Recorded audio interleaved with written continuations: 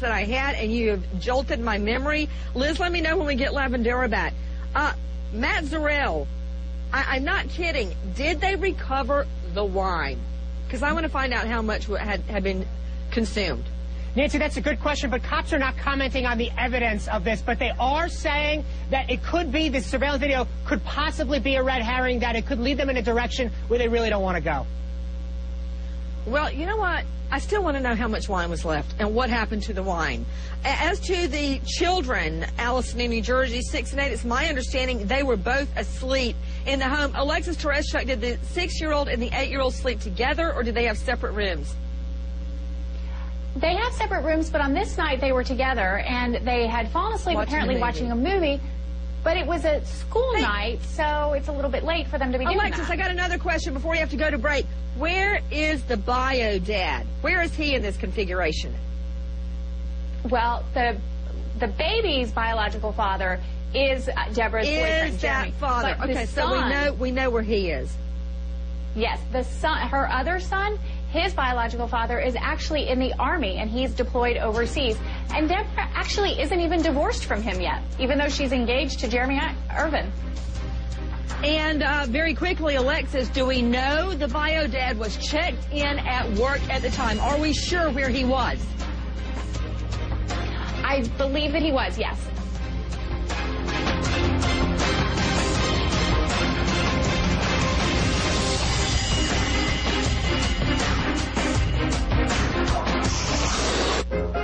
Thinking about her, maybe she did it, maybe she didn't do it. We know where the obvious focus is. Come on, please.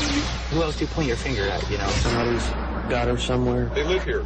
It's their child. There is a bad guy out there. And that window has been the center and the focus of this investigation. One of the officers climbed through the window in question. Is that how somebody got in there? Window was in the front was open.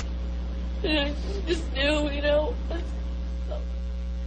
Now, there was some good police work that you just saw. Liz, if you could play that back, please. You see the cops actually trying to see if they can get into the window the way a possible perpetrator did. Now, that is some good police work. A lot of cops wouldn't do that. A lot of prosecutors wouldn't bother, or defense attorneys wouldn't try to do that. But check this out. See, to get into that window, roll it for me, Liz. See, look what you have to do to get into that window.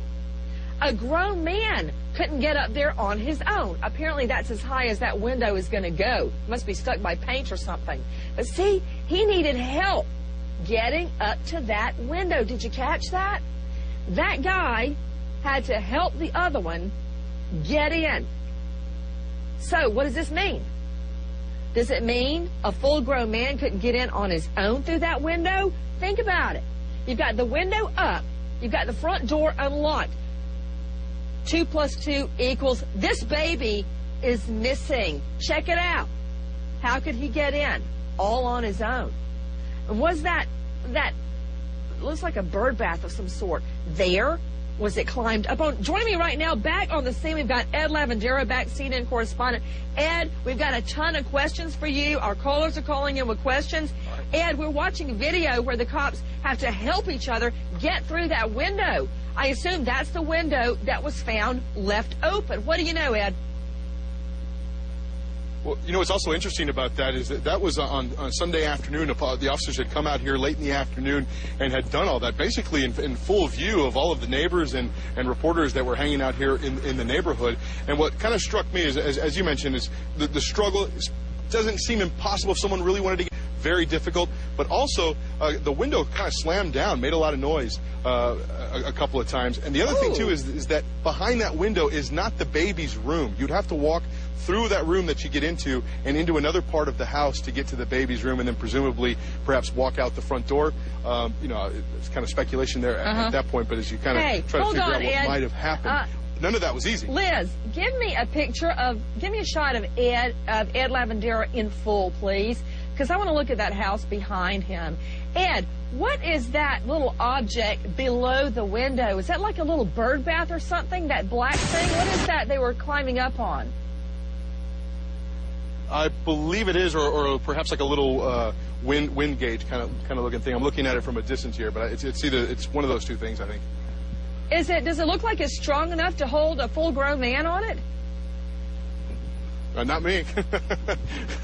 No, Yeah. that doesn't look like Okay. it at all, to be honest. Okay, I'm just wondering if it was there that night. And Ed, very important. I heard you say something about the screen to that window being bent. Was it bent in or out? You know what? I'm not totally sure which way it was bent, to be honest. They had mentioned that something, the description I had heard is that it didn't seem right, or it wasn't closed the way it normally was. And that's the best I know. Well, you know, I was thinking about this scenario. In regard, if a perp did go in, they could have gone through that window and then come out through the door, hence it being unlocked. So there is an innocent explanation as to that. Joining me right now, Dr. Kathleen London, in addition to Ed Lavandera taking your calls, attending physician at New York Presbyterian Hospital and professor at Will Cornell College. Let me ask you, if baby Lisa had died in the home, do you believe, doctor, there would have been forensic evidence of that? Potentially. It depends on the method. You know, if it was, suffocation, potentially not. Something of that nature. But if there were body fluids at all, blood, things like that, then there would be. It's a tough one. This is a small child. And Dr. London, if someone has baby Lisa, and we've seen this before, where children are taken out of their home, right. Women that want babies that can't have them, and they're passing the baby off as their own, will that raise any red flag if the child is taken in for a doctor's visit? Only if someone has seen pictures of this child and recognizes the child. I mean, think of all the scenarios. Mom just claims she's just moved to the area, doesn't have any of the former records, they got lost in the move. As a physician, you're not going to be suspicious about that, especially a child that little isn't talking yet, is going to bond to mom. Yeah, you're right, Dr. London. To Dr. Patricia Saunders, clinical psychologist, joining us out of New York. Weigh in, Patricia. Well, there are a lot of holes here, Nancy. One of them that's bugging me is the missing 3 cell phones. Now, infant inductions and homicides are often done by either family or people that the family know. And it looked like the person knew the inside of the house. Maybe those phones were taken because the perp didn't want certain information revealed. Big puzzle now. Good thinking, Dr. Pat. Interesting. What would have been revealed on those cell phones? Out to the lines, Linda in Kansas. Hi, Linda. What's your question, dear? Hi, Nancy. I love your show, and I think your babies are beautiful. You. My question is, is it normal for a stranger to come in your house, walk out through your front door, take cell phones, and the rumors is the lights are on? Is it normal? I mean, does this happen normally? You know what, Linda in Kansas, I'm going to go to an expert on it, but I got to tell you, just from my anecdotal knowledge, it absolutely is not normal. It is not at all. Statistically, it's highly improbable.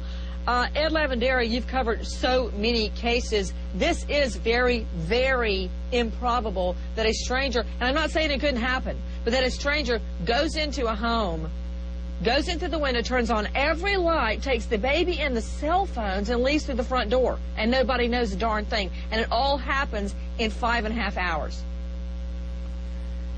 Oh, there's no question. And I think that's why you've seen investigators here focus so much, not only on the family, because as we've learned from talking to Rebecca Guerrero, the woman who checked out Lisa and her friend from that grocery store on Monday afternoon before the disappearance of baby Lisa, a lot of the questions that she got from FBI agents were asking about Deborah's demeanor, her state of mind, that sort of thing. And over the last week, we've seen investigators combing everywhere. I've been told by police investigators that they've checked out some 300 homes here in the immediate area, and they've also been going through all of the creek area behind the house. So clearly there's a great deal of focus and intensity on not just the family and the immediate family members, but also friends and neighbors around here. So they're having to go down this whole list and check everybody off.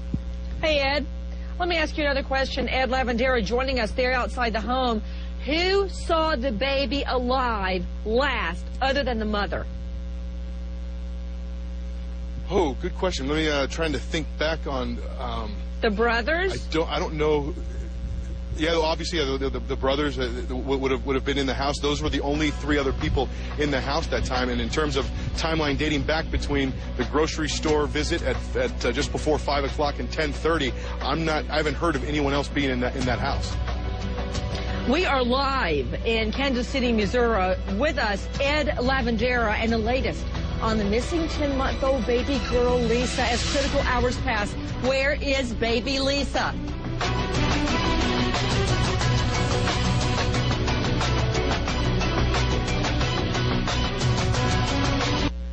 Everyone.